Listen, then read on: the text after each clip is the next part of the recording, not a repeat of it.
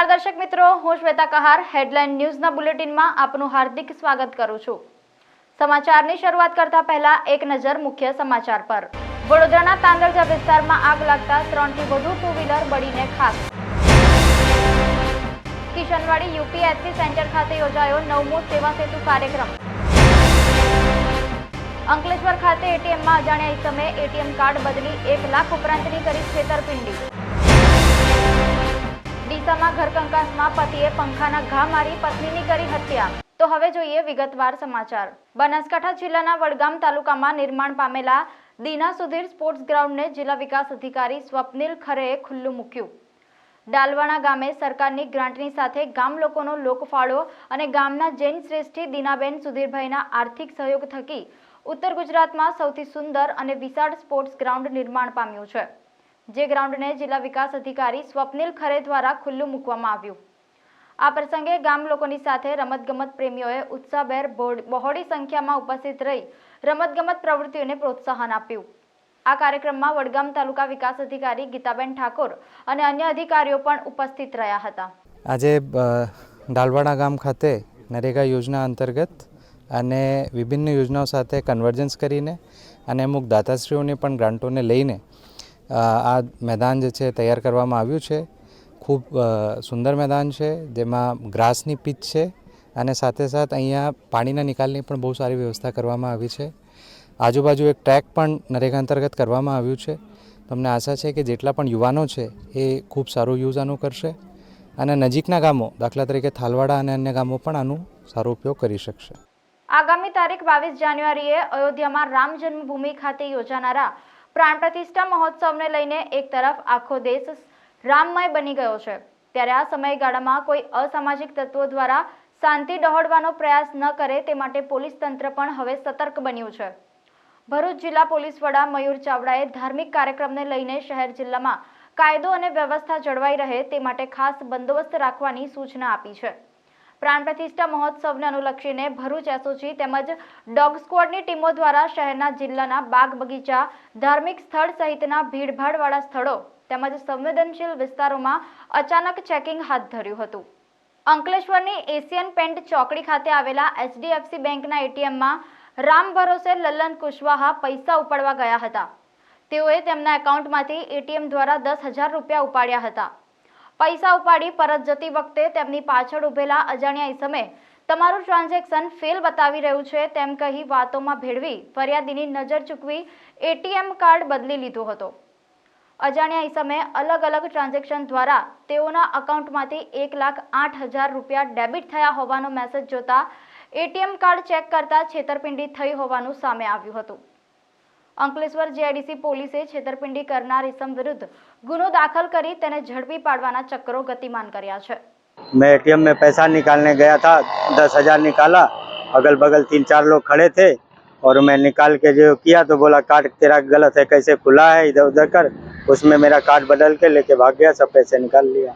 उसमें 1,08,000 निकाल लिया। वो अब जानकारी दिया, सब FIR किया है, कोशिश जारी है।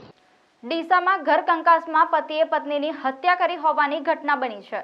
ડીસાના ભોપાનગર વિસ્તારમાં રહેતા રાજુબેન માજીરાણાના લગ્ન અંદાજિત 20 વર્ષ પહેલા ચેતનભાઈ માજીરાણા સાથે થયા હતા અને અત્યાર સુધી બંને પતિ પત્ની વચ્ચે મનમેળ રહેતા 8 સંતાનો થયા હતા। જો કે છેલ્લા ઘણા સમયથી ઘર કંકાસના કારણે બંને વચ્ચે બોલાચાલી થતી રહેતી હતી।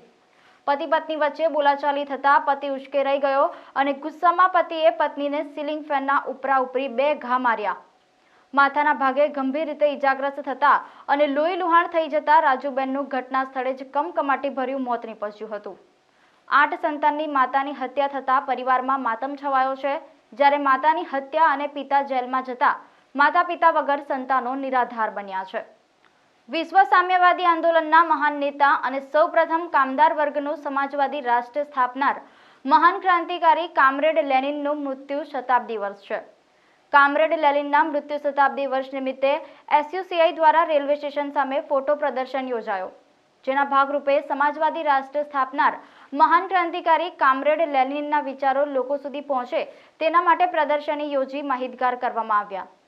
આ ફોટો પ્રદર્શનમાં સોશિયાલિસ્ટ યુનિટી સેન્ટર ઓફ ઇન્ડિયાના જિલ્લા મંત્રી તપનદાસ ગુપ્તા, વડોદરા જિલ્લા કમિટીના સભ્ય ઇન્દ્રજીત ગોવર, સીપીઆઈના એક્ઝિક્યુટિવ સભ્ય રાજકુમાર સિંઘ, નઈમ શેખ, યુનિયનના હોદ્દેદારો ફોટો પ્રદર્શનમાં ઉપસ્થિત રહ્યા હતા.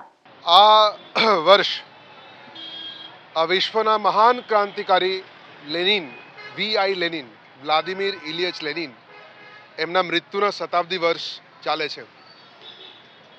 વ્લાદિમીર ઇલિયચ લેનિનની જ્યારે નામ લઈએ ત્યારે આપણા સૌને રશિયાની પ્રથમ કામદાર ક્રાંતિની વાત યાદ આવે, જેમણે વિશ્વમાં એ વાત સાબિત કરીને બતાવ્યા કે આ પૂંજીવાદ, આ મૂડીવાદ અંત નથી, એના પછી પણ સમાજ આગળ વધશે. અને વિશ્વમાં પહેલી વખત રશિયાની અંદર કામદારોને સંગઠિત કર્યા, વૈચારિક રીતે એને દિશા આપી, સંગઠન કર્યા અને છેવટે જારશાહીને ખતમ કરીને, મૂડીવાદને ખતમ કરીને કામદારોની રાજને સ્થાપન કરી. એવા એક રાજ જેમાં 20-25 વર્ષની અંદર બેરોજગારી નાબૂદ થઈ ગયા, એવા એક સરસ રાજ જેમાં સૌને નિઃશુલ્ક શિક્ષણ મળ્યા, સૌને નિઃશુલ્ક આરોગ્ય મળ્યા, જેમાં કોઈ પણ ભૂખ્યા ના રહ્યા. અને જે સિદ્ધિ અમેરિકાએ 200 વર્ષની અંદર કરી, એ સિદ્ધિ રશિયાએ 30થી 40 વર્ષની અંદર કરીને બતાવ્યા. ઓલિમ્પિક જુઓ, એમાં અમેરિકાની બરાબરી કરી. વિજ્ઞાનમાં જુઓ, એ અમેરિકાથી પણ આગળ નીકળી ગયા. તમામ વિશ્વના જે મૂડીવાદી સમાજને સામે એક પડકાર ફેંક્યા અને આખા વિશ્વના જે કંઈ કામદારો હોય કે આઝાદી માટે લડતા લોકો હોય, દેશો હોય, એમના માટે બહુ મોટા પ્રેરણાદાયી આ વ્યક્તિત્વ. એમને આજે અમે યાદ કરીએ છીએ, કારણ કે આજે ફરીથી મૂડીવાદ એટલા ભયંકર સ્વરૂપે આખા વિશ્વમાં આવી રહ્યા છે, એટલા ભયંકર રીતે કામદારોને, સામાન્ય લોકોને શોષણ કરી રહ્યા છે. અને સૌથી મોટી વાત છે, આખી જે ફાંસીવાદી વલણ આ મૂડીવાદ અપનાવી રહ્યા છે, એને લઈને દુનિયામાં સૌ આજે લેનિનને યાદ કરે છે. અમે સમગ્ર ભારતની અંદર એમના વિચારને લોકો સુધી લઈ જવા માટે પ્રદર્શનીનું આયોજન કરી રહ્યા છે. આજે અમે વડોદરામાં અહીંયા કડક બજાર પાસે રેલવે સ્ટેશનની નજીકમાં એમના ફોટો અને પ્રદર્શની, એના વિચારનું પ્રદર્શનીનું આયોજન કર્યું છે. વડોદરા મહાનગરપાલિકા અને જિલ્લા વહીવટી તંત્ર દ્વારા સરકારની પ્રજાલક્ષી યોજનાઓનો લાભ શહેરના નાગરિકોને તેમના રહેઠાણ નજીક મળી રહે તે હેતુથી રાજ્ય સરકારના સહયોગથી 9મો સેવા સેતુ કાર્યક્રમ વડોદરા શહેરના કિશનવાડી યુપીએસસી ખાતે યોજાયો, જેનો પ્રારંભ ગુજરાત વિધાનસભાના મુખ્ય દંડક બાળકૃષ્ણ શુક્લએ દીપ પ્રગટાવીને કર્યો, જેમાં આરોગ્યલક્ષી યોજના, મહિલા અને બાળ કલ્યાણ વિભાગ, અન્ન અને પુરવઠા વિભાગ, ઉદ્યોગ વિભાગ, શ્રમ અને રોજગાર વિભાગ, ઉર્જા વિભાગ, ગૃહ નિર્માણ વિભાગ, સામાજિક ન્યાય અધિકારિતા વિભાગની એજન્સીઓ જોડાઈ હતી. ઉપસ્થિત મહાનુભાવોના હસ્તે લાભાર્થીઓને લાભોનું વિતરણ કરવામાં આવ્યું. આ અવસરે ડેપ્યુટી મેયર, જિલ્લા કલેક્ટર, સ્થાયી સમિતિના ચેરમેન અને વોર્ડના કાઉન્સિલરો ઉપસ્થિત રહ્યા હતા. આજે વડોદરા મહાનગરપાલિકામાં 9મા તબક્કાનો સેવા સેતુનો કાર્યક્રમનું આયોજન કરવામાં આવેલ છે. આખા વડોદરા શહેરના અને આ વિસ્તારના તમામ નાગરિકોને એમને મળવાપાત્ર જે લાભો છે અને તેની સાથે સાથે એમની જે જરૂરિયાત વ્યવસ્થા ઊભી કરવા માટે જે દાખલાઓ જોઈએ, એના આજે એમને શીખવાડવાથી માંડીને એમને દાખલા ત્વરિત મળી જાય તે માટેના કાર્યક્રમનું આયોજન કરવામાં આવ્યું છે. આ કાર્યક્રમ સાંજે 5 વાગ્યા સુધી ચાલવાનો છે. 9મા તબક્કાના સેવા સેતુના આ કાર્યક્રમ બાદ આ વિસ્તારના કોઈ પણ નાગરિકો જે રહી જશે તેમના ઘરે ઘરે જઈને તેમની જાન લઈને અને એમને બધી પૂર્તતા કરવામાં આવશે. આપણા માધ્યમથી તમામ નાગરિકોને વિનંતી કરું છું કે આપણા વિસ્તારમાં પણ જો કોઈક લાભોથી વંચિત કોઈ નાગરિકો રહી ગયા છે તેમને પણ આ સેવા સેતુ કાર્યક્રમની માહિતી આપો. અને આજે પણ જો ન પૂછી શકાય તો ગમે ત્યારે આપણા વિસ્તારના વોર્ડ ઓફિસમાં જઈને આ બધી સુવિધાઓ છે તેનો લાભ મેળવવા માટે વિનંતી. વહેલી સવારે 8 વાગ્યાની આસપાસ વડોદરાના તાંદલજા વિસ્તારમાં યોગી કુટીર પાસે આવેલ પુનિત કોમ્પ્લેક્સમાં શોર્ટ સર્કિટના કારણે આગ લાગતા કોમ્પ્લેક્સમાં પાર્ક કરેલ 3થી વધુ 2 વ્હીલર સળગી ગયા હતા. કોમ્પ્લેક્સમાં ફર્નિચરની દુકાન પણ હતી, જેમાં પણ આગ પ્રસરતા થોડુંક ફર્નિચર પણ બળીને ખાખ થયું હતું. ફાયર બ્રિગેડ આવી આગ પર કાબુ મેળવી આગ ઓલવી, જો કે આગના કારણે મોટું આર્થિક નુકસાન થવા પામ્યું છે. આગના બનાવને લઈને ઘટના સ્થળ પર જેબી પોલીસ સ્ટેશનનો સ્ટાફ દોડી આવ્યો હતો.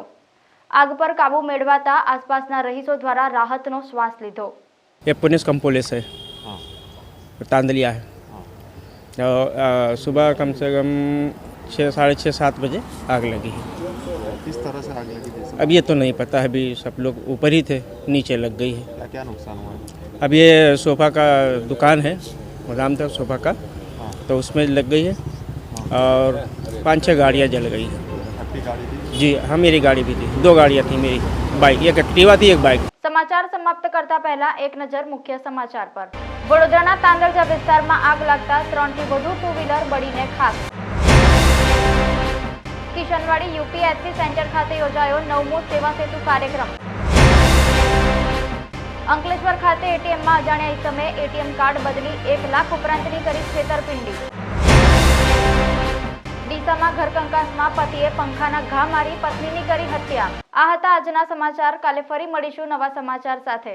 ત્યાં સુધી હેડલાઇન ન્યૂઝની સમગ્ર ટીમને રજા આપશો। નમસ્કાર।